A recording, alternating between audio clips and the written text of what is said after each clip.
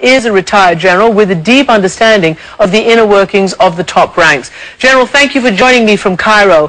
What did you make of, there you have a uniformed general making this declaration? That doesn't look much like anything other than a coup. No, definitely it's not a coup, and let me tell you first that I'm carrying a message from many Egyptians who knows that I'm coming today and talk to you, that you put in the subtitle on the CNN that it's a military coup for hours. Let me tell you, it's not a military coup. Military coup meaning that the military will rule the country, and General Sisi mentioned many times that he has no intention whatsoever to rule the country. That's number one. Number two, this is not actually what the army came because of the will of the Egyptians, meaning that the opposition groups and rebels, young people group, as well as 30 million Egyptians came out in the street, which is the largest, and I repeat that, the largest ever in the modern history, a kind of demonstration at any country. And Egyptians are making a new revolution.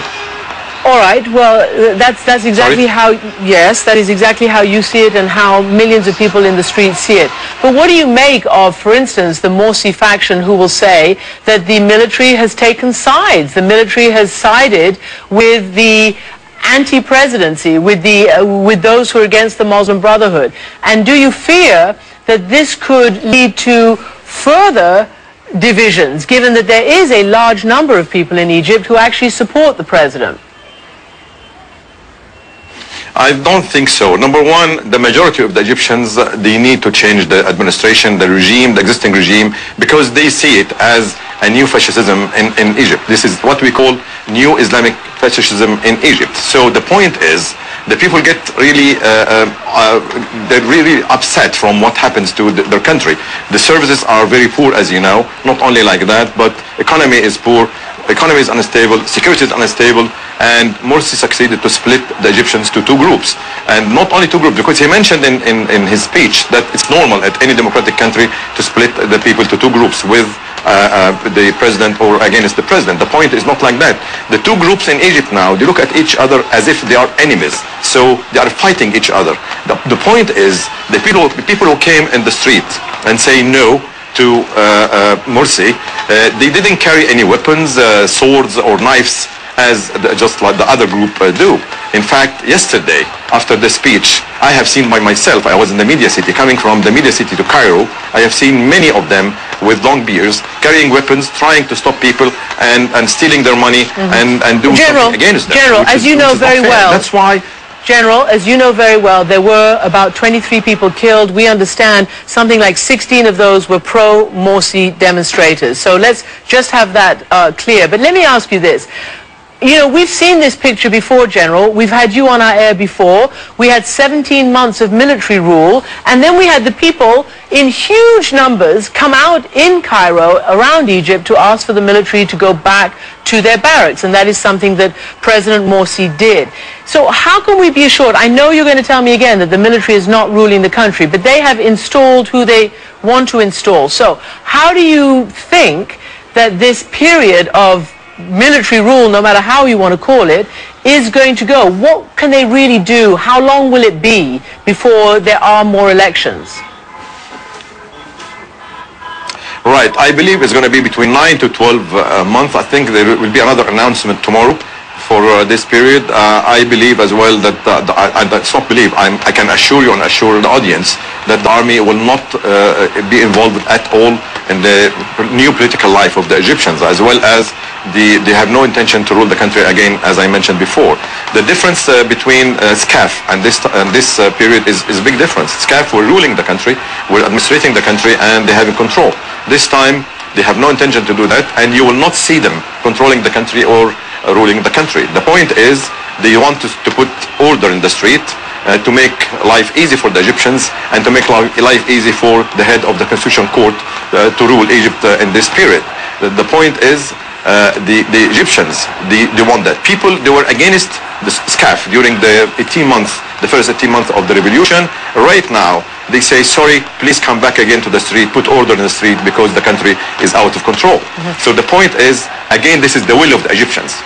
General, stand by a second. I'll be right back to you. But first I want to go down to Ben Wiedemann, who's joining me live from the other side, of course, but we don't like to split Egypt anymore. What we are talking about now is the unity of the Egyptians and unity of Egypt. So there is no exile for anybody. If they have to play their role, political role, during the political parties, representing them, as you see, maybe as you saw today during the speech, you found some political, I would say, Islamic political members of some parties like Salafis, for instance. They were there.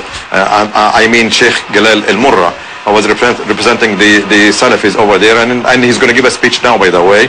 And as well as we would like them to play their role and their part as an Egyptian in the coming period, in the new Egypt.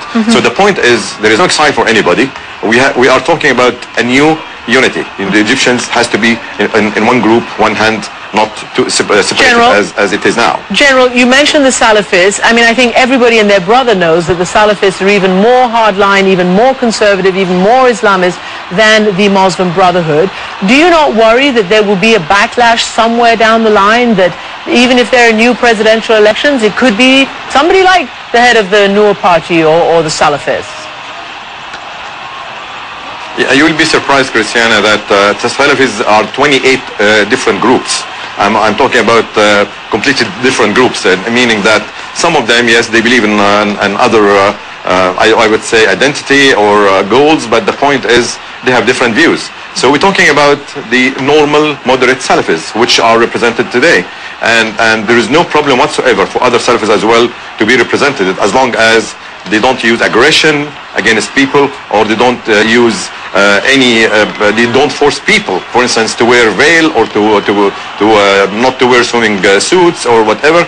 So we have to have a free Egypt. So everybody can do whatever he wants under one thing, that he will not break the law. So yes, most welcome. We are welcoming all of them. Most welcome to come and join us. And believe me, there is no intention whatsoever to tell them you are out of the picture. All right. Now, who's us? Who's going to lead this movement? Your opposition movement is notorious, infamously unled and disunited. Obviously, they're united in the streets right now. But when it comes to a party, who's going to lead that? The people sitting in front of you today with Marshal Morsi. You saw the woman has been represented by Dr. Sakina, I will remember the name now, as well as the head of the church, the head of Azhar, all the Egyptians, and other, of course, political groups. Even the young people, the rebel group, which has been actually very effective, and we've seen them in the street gathering signature against Morsi, just using a piece of paper and a pen, and they threatened to chop the chair of Morsi. The point is, now there is no opposition. Now we have to have one Egyptian identity, and all the Egyptians has to be in one hand. All right. Finally, you said no exile. What is going to happen to President Morsi? What will happen to Mohamed Morsi? Where is he now, and is he free? He is in a very safe place. There is no intention whatsoever to put him in jail. There is no intention whatsoever to put anybody else in jail at all. And he is free. I guess he will be free to leave Egypt soon, or to live in Egypt. It's depends upon him, as well as if he would like to be a new candidate for the coming presidential election. I don't think there is any law to exile him from that. So he is most welcome to play his role again. So there is nothing like doing anything against him personally because he was with the Muslim Brotherhood, or he did that kind of mistakes against the Egyptians for the last year. Actually, he deteriorated Egypt tremendously. Not only like that, but the mistake after mistake, which led Egypt to a crisis, a serious crisis, which we are having now. General Sama El Yazal, thank you so much indeed for joining me. And let me turn again to you, Mona Al-Gabashi.